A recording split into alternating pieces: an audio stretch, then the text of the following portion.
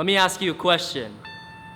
Have you ever seen something so beautiful that it constantly runs in your mind on a treadmill, over and over again, never losing its luster, always leaving you in awestruck wonder whenever it crosses your mind, creating a smile that you just can't hide?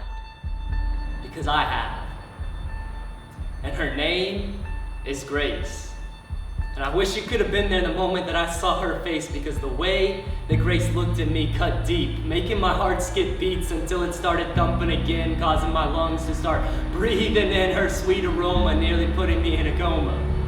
Because Grace was drop dead gorgeous, yet little did I know just how scandalous Grace was, laying down her life to cover my debt, even though we had just met. All I could do was stand there with my heart in a tear. It all just seemed so wrong, and I couldn't understand that this was the plan all along.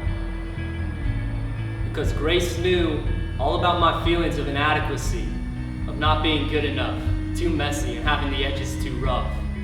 Because Grace knew all about my thoughts of insecurity, of never being loved or needed, important or accepted, but none of that mattered to Grace.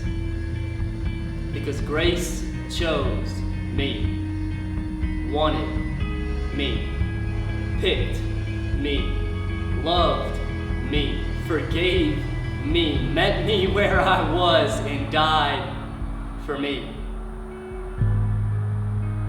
Grace watched me formed in my mother's womb and knew all about my undeserving life, yet still chose the tomb. And no words that I could emit or actions I could commit could have changed her mind, because it was a free gift when she died. She left me in that place with this gift, a gift that I now call grace. An undeserving gift of life where death no longer has a grip on me because grace conquered the grave and set me free. A loving gift of forgiveness, knowing that regardless of my mistakes, I can still find acceptance. A good gift of second chances and a new start, because I have been made pure and given a new heart. A guiding gift of purpose and direction, knowing that I can always find refuge and protection. A gift that saved me from my tireless trying, endless wandering, and constant failing. A gift that introduced me to a new friend. A friend that is faithful and will be there till the end. It wouldn't be until later that I would realize that this friend was the one that extended me grace and closed the space that I was constantly trying to fill, but never quite reaching the top of the hill, repeatedly falling back down again, becoming entangled once more in my sin. This friend goes by the name of Jesus, and he is the one that picked up the pieces of my shattered life and put them back together with grace like tape and love like glue, extended to me by the Father of all creation, who can finally be in relation with me once more, because Jesus walked out of that tomb and chose me,